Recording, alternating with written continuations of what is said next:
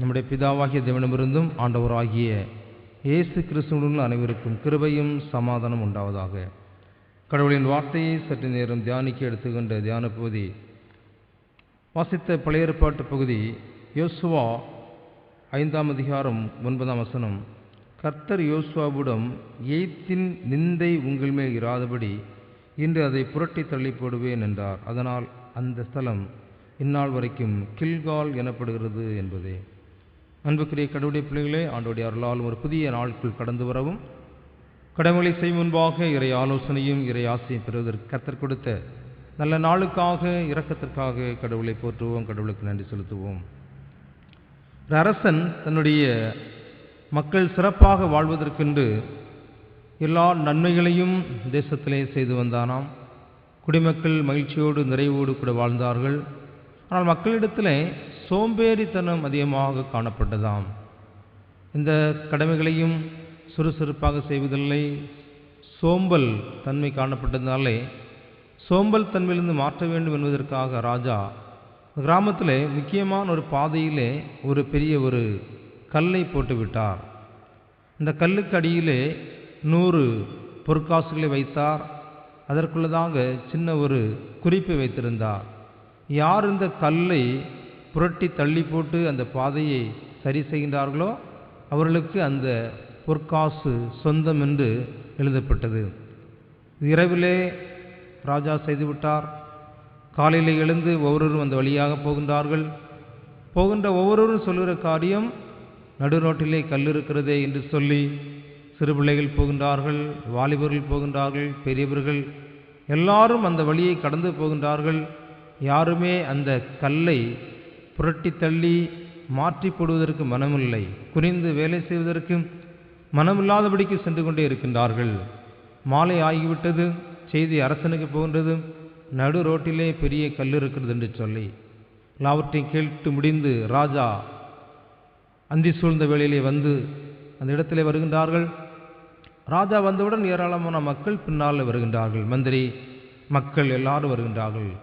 ராஜா குனிந்து அந்த கல்லை புரட்டி தள்ளுகின்றார். அப்பொழுதுதான் மக்கள் பார்க்கின்றார்கள், அதிலே 100 பொற்காசுகள் இருக்கிறது. ஒரு பேப்பர் எடுத்து ராஜா வாசிக்கிறார். இந்த கல்லை புரட்டி தள்ளி மாற்றி போடுவதற்கு 100 பொற்காசு சொந்தம் என்று எழுதப்பட்டது.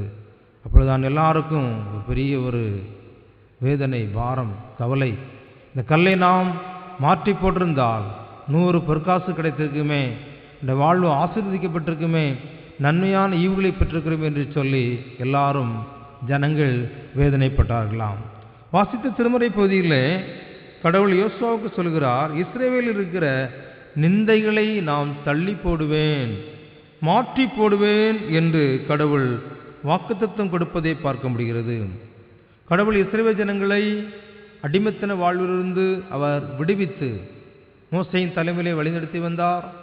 தொடர்ந்து யோசுவா தலைமையிலே பாலும் தேனும் ஓடுகின்ற கானான் நாட்டுக்கு அவர்களை வழிநடத்தி வந்த பொழுது பிற மக்கள் இவர்களுக்கு பலவிதமான நிந்தைகளை சொல்லி அவர்களை அவமானப்படுத்தின நிலையை நாம் திருமறையிலே வாசிக்க முடிகிறது.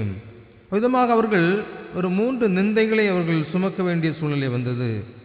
யாத்திராகமம் 32:12 கடவுள் கொடுமையுள்ள கடவுள், இஸ்ரவேலை அழைத்து வழிநடத்தி வந்தவர், வனாந்தரத்திலே அநேக ஜனங்களை அவர் அழித்து விட்டார், கொன்று விடுகிற கடவுள், இவர்களுக்கு இரக்கத்தன்மை இல்லை என்று சொல்லுகின்ற ஒரு நிந்தையை அவரிடத்தில் காணப்பட்டதாக வாசிக்கிறோம். இந்த பகுதியிலே அவர்கள் கடவுளை விட்டு விக்கிரக வழிபாடு, குறிப்பாக கன்றுக்குட்டிகளை செய்து வணங்கினபடினாலே கடவுளுடைய தண்டனை அங்கே வந்தது என்று பார்க்கிறோம். ஆனால் ஜனங்கள் சொன்னது, கடவுள் கொடுமையுள்ள கடவுள் என்ற ஒரு சிந்தனை காணப்பட்டது. அது மட்டுமல்ல, எண்ணாகமம் 14:16 அவர்கள் சொன்ன ஒரு காரியம், இவர்கள் கடவுளுக்கு பலன் இல்லை, சக்தி இல்லை, வல்லமை இல்லை என்ற ஒரு காரியமும் மக்கள் சொன்னார்கள். ஏனென்றால் புறப்பட்டு 40 ஆண்டுகள் ஆகிவிட்டது, இனியும் அவர்கள் வாக்கு கொடுத்த கானானை சென்று அடையவில்லை, வழியிலே அநேக கஷ்டங்கள் படுகிறார்கள். எனவே இந்த கடவுளுக்கு, விடுவித்த கடவுளுக்கு வல்லமை இல்லையோ, சக்தி இல்லையோ, பலன் இல்லாத கடவுள் என்று சொல்லுகின்ற ஒரு எண்ணமும் அந்த மக்களிடத்திலே காணப்பட்டதாக பார்க்கிறோம்.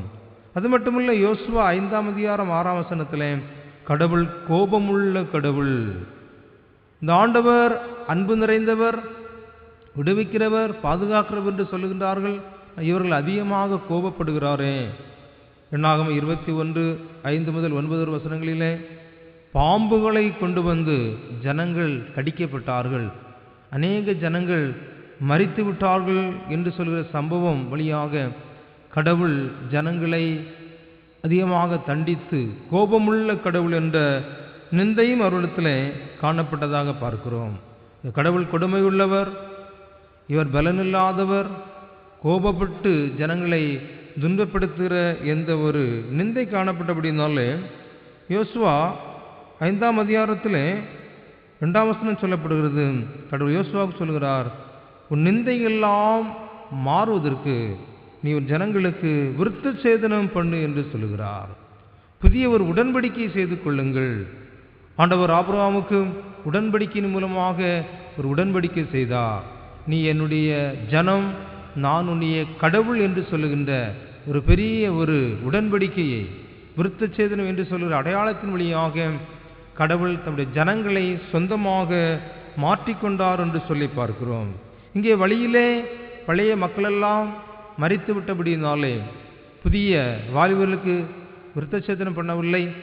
எனவே உங்களை நீங்கள் பரிசுத்தப்படுத்துங்கள், விருத்த சேதனம் பண்ணுங்கள், கடவுளோடு கூட ஒரு உடன்படிக்கையை நீங்கள் புதுப்பித்துக் கொள்ளுங்கள் என்று கடவுள் சொல்கிறார். எனவே நீ விதமாக விருத்த சேதனம் பண்ணி நீ புதுப்பிக்கின்ற பொழுது கர்த்தருடைய எல்லா நிந்தைகளை மாற்றி உங்களை ஆசீர்வதித்து உங்களை பாலும் தேனு ஓடுகின்ற கானானுக்கு கொண்டு சேர்ப்பார் என்று இறைவன் சொல்வதை வாசிக்க முடிகிறது. அவ்விதமாக மோசே மறுபடியுமாக அனைவருக்கும் ஒரு உடன்படிக்கை செய்து விருத்த சேதனம் பண்ணின பொழுதுதான் கடவுள் சொல்கிறார், கர்த்தர் யோசுவாவிடம் ஏத்தின் நிந்தை உங்கள் மேல் இராதபடிக்கு தள்ளி போட்டேன் என்று சொல்லி அந்த இடம் கில்கால் என்று பெயரிடப்பட்டது என்று சொல்லி பார்க்கிறோம். கடவுள் ஒரு பெரிய ஒரு ஆசீர்வாதத்தை அவர்களுக்கு கொடுத்தார். அவர்களுக்கு காணப்பட்ட எல்லா நிந்தைகளை மாற்றி செழிப்பான ஒரு வாழ்வுக்குள் அவர்களை கொண்டு வந்தார் என்று சொல்லப்படுகிறது. அவ்விதமாக நிந்தை மாற்றப்பட்டதின் அடையாளம் என்ன என்று சொல்லி பார்க்கின்ற பொழுது யோசுவா 5:12 தேசத்தின் தானியம் நின்றுவிட்டது, மறுநாளிலே மன்னா பெய்யாமல் நின்றுவிட்டது, அது முதல் இஸ்ரவேலுக்கு மன்னா இல்லாமல் போக அவர்கள் கானான் தேசத்தின் பலனை அந்த வருஷம் புசித்தார்கள். அடையாளம் என்ன? இதுவரை கடவுள் வானத்தின் மன்னாவினாலே இஸ்ரவேல் ஜனங்களை போஷித்தார். தேவதூதர் சாப்பிட்ட மன்னாவை கொண்டு ஜனங்கள் போஷித்து மகிழ்ச்சியோடு சரீர வல்லமை, பலன், சக்தியை பெற்று நடந்தார்கள். இப்பொழுது கானானுக்குள் சென்று விட்டார்கள். கானானில் காணப்படுகின்ற தேசத்தின் பலனை புசித்தார்கள். அப்படியானால் அவர்கள் அங்கே சென்று விவசாயம் செய்து நன்றாக அதனுடைய பலன்களை கொண்டு வந்து தேசத்தின் பலனை புசித்து மகிழ்ச்சியோடு கூட காணப்பட்டார்கள் என்று சொல்லப்படுகிறது. தேசத்தினுடைய நன்மைகளை அவர்கள் புசித்தார்கள், மகிழ்ச்சியோடு கூட காணப்பட்டது ஒரு அடையாளம். இரண்டாவது சொல்கின்ற பொழுது அவர்கள் அந்த வனாந்தரத்திலே அலைந்து திரிந்த நாட்கள் கைவிடப்பட்டு கானானிலே குடியிருக்கின்ற ஒரு சூழலை கர்த்தர் கொடுத்தார். Wandering life to settle life, அலைந்து திரிந்த வாழ்வுக்கு ஒரு முற்றுப்புள்ளி. வாக்களித்த கானானிலே இல்லங்களை கட்டி குடியிருந்து அமைதியாக மகிழ்ச்சியோடு கூட வாழ்கின்ற ஒரு சூழலை கொடுத்தார் என்பதை புரிந்து கொள்கிறோம். மூன்றாவது சொல்கின்ற பொழுது 1 சாமுவேல் 11:14 கில்காலிலே ஆண்டவர் இஸ்ரவேலுக்கு ஒரு முதல் ராஜாவை கொடுத்தார். சவுல் ராஜாவை இஸ்ரவேலின் முதல் ராஜாவாக அபிஷேகம் செய்யப்பட்டு தேசத்திலே ஆட்சி செய்ய ஜனங்களை வழிநடத்துவதற்கான ஒரு ராஜாவை கொடுத்து அவர்கள் ஒரு சமூகமாக கானானிலே கடவுள் வாழ செய்தார் என்று சொல்லப்படுகிறது. நாட்டினுடைய நன்மைகளை புசித்தார்கள், சொந்த நாட்டிலே இல்லங்களை கட்டி குடியிருந்தார்கள். இஸ்ரவேல் ஜனங்கள் இறை மக்களாக வாழ்வதற்காக நல்ல ராஜாவை கொடுத்து கர்த்தர் அவர்களை ஆசீர்வதித்து எல்லா நிந்தைகளையும் மாற்றி ஜனங்களை ஆசீர்வதித்தார் என்பதை புரிந்து கொள்ள முடிகிறது. அன்புக்குரிய கடவுளுடைய பிள்ளைகளை, இந்த காலை வேளையிலே கடவுள் நமக்கு கொடுக்க வாக்குத்தத்தம் அதுதான். நம்மளே பலவிதமான நிந்தைகள் காணப்படுகின்ற பொழுது ஆண்டவர் நிந்தைகளை மாற்றி நம்மை ஆசீர்வதிக்க போதுமானவர். பிற மக்கள் மூலம் வருகின்ற நிந்தை, கடவுளை ஆராதிக்கின்றார்களே, தொழுது கொள்கின்றார்களே, இவர்களுக்கு இந்த கஷ்டம் இருக்கிறது என்று சொல்லுகின்ற பொழுது ஒரு நிந்தை. பல உபவாச கூட்டம் பல காலம் செய்கின்றார்கள், இப்படி வியாதி மாறவில்லை, துன்பம் மாறவில்லை, பிள்ளைகள் இன்னும் மனமாற்றம் அடையவில்லை, பலமான நிலைகள் காணப்படும் என்று சொல்லி பிற மக்களாலே வருகின்ற நிந்தை நமக்கு உண்டல்லவோ? ஆண்டவர் சொல்கிறார், ஒரு நிந்தை எல்லாவற்றை நான் காலைவெளியை மாற்றி போடுகிற கடவுள், நீ கடவுளோடு கூட இருக்கிற அந்த உடன்படிக்கை நீ சரி பண்ணு என்று சொல்லுகின்றார். நாமும் கடவுளுடைய பிள்ளைகள், இறைவனுடைய தந்தை நம்முடைய மக்களாக அப்பா பிதாவே என்று அழைக்கின்ற புத்திர சுவியாரத்தின் ஆவியை தந்திருக்கிறார். நான் பல வேளையில் நம்முடைய வாழ்வில் ஜபக்குறைவு, தியான குறைவு, பல வேளை இறை அன்பிலே நாம் சற்று தவறி இருப்போம். நான் காலை வேளை ஆண்டவரே, நான் மறுபடியும் என்னை புதுப்பித்துக் கொள்கிறேன். ஆண்டவர் இயேசுநாத உடன்படிக்கை ரத்தம் கல்வாலை சிந்தப்பட்டது, புதிய உடன்படிக்கை ரத்தம் என்று சொல்லியிருக்கிறார். அந்த வார்த்தையுடைய சாக்கிரமந்தும் நம்மை ஒவ்வொரு நாளும் புதுப்பித்து இறை உறவிலே நம்மை இணைக்கின்றது. குறைகளை நாம் அறிக்கையிட்டு கடவுளத்தில் நம்மை புதுப்பித்துக் கொள்கின்ற பொழுது கர்த்தர் வாழ்விற்கு எல்லா நிந்தைகளை மாற்றி ஆசீர்வாதமான நன்மையான ஈவுகளை தர போதுமானவராக இருக்க. வாச சங்கீதத்திலையும் கடவுள் நன்மையானதை தருகிறவர், பூமியை செழிப்பாக்குறவர், குடும்பத்தை ஆசீர்வதிக்கிறவர், பிள்ளைகளை உயர்த்த போதுமானவரான இறைவன் நம்மோடு கூட இருக்கிறார். அவர் நம்முடைய தந்தை. இந்த கடவுளத்திலும் அர்ப்பணிப்போம். அவரை நோக்கி பார்க்கும் பொழுது கர்த்தர் எல்லா நிந்தையும் மாற்றி நமக்கு மகிழ்ச்சியான வளமான நல்ல காலங்களை தந்து இந்த நாள் முழுவதும் கடமைகளை பணிகளை செய்வதற்கான ஆற்றலை தந்து நம் அனைவரையும் ஆசீர்வதிப்பாராக. ஆமேன். எல்லா புத்திக்கு மேலான தெய்வீக சமாதானம் இந்த உள்ளங்களையும் சிந்தனைகளையும் கிறிஸ்து இயேசு வரும் மட்டும் இறைவனுடைய பிள்ளைகளாக வாழ செய்வாராக. ஆமேன்.